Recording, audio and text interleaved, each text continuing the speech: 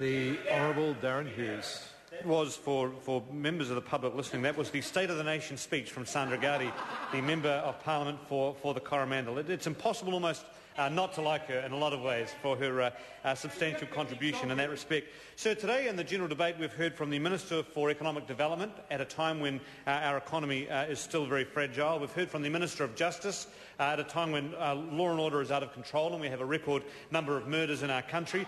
We heard from the Minister of Social Development and Employment at a time where there is unemployment highest as it's been in 10 years. And from those three ministers, we didn't hear anything at all about the policies they are pursuing for the country to try and address the crises that exist in their particular portfolio areas. All we heard from them was their obsession with the Labor Party's rebranding exercise. And I say, sir, that if after 18 months in government they've run out of talking about their own policies and all they want to do is talk about the Labor Party, then we know that we are absolutely on the right track, sir. But, sir, that's not the first time the political parties have looked at their brand. I will remember, long before Mr Quinn took an interest in politics, so at least 2 years ago, I remember the National Party taking on the Coldplay song Clocks from Chris Martin. And without any permission of copyright from the band Coldplay, John Key was being introduced all around the country as that song was being played on his DVD.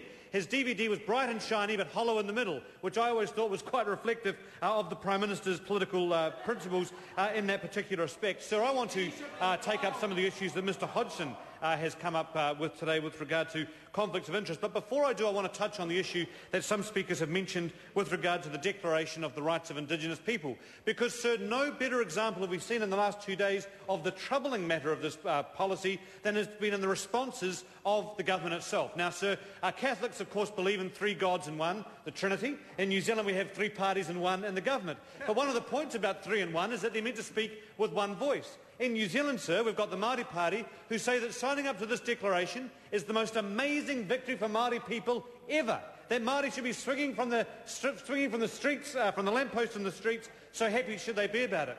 The ACT Party tell us, another member of the government, that it is the end of the world that the government has signed up to the Declaration of the Rights of Indigenous People.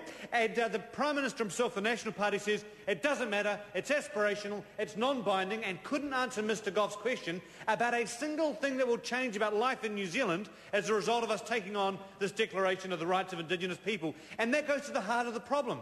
If something doesn't mean anything, why sign up for it? If you sign up for something, have a consistent view about what it actually means. Because I say to Mr Haruera and the Māori Party, I'd say it to Mr Turatoro Flavel, but I know he is in other places at the present time, but I say to them, sir, that when things that actually count for Māori on policies, things like representation every single day on the Auckland Super City, the Māori Party has been rolled by the National Party on that, and they failed to change the mind of the National Party. That's something that has an effect on Māori people living in New Zealand every single day. They can't point to a single thing in this declaration that makes any difference for Māori in work, doesn't put a single unemployed Māori back into a job, doesn't lift a single dollar an hour in a wage for Māori workers in our economy, and, sir, it doesn't improve Māori representation around council tables or here in Parliament. And that's what we're saying, that the declaration doesn't actually mean anything, and that's where John Key is right. He's signed up for something he doesn't believe in, because we know about the National Party. They were the great party of iwi kiwi. They were the great party of no deals, the beaches are for everyone. When Bill English was leader of the opposition, he paid for parliamentary service-funded billboards outside every airport in New Zealand.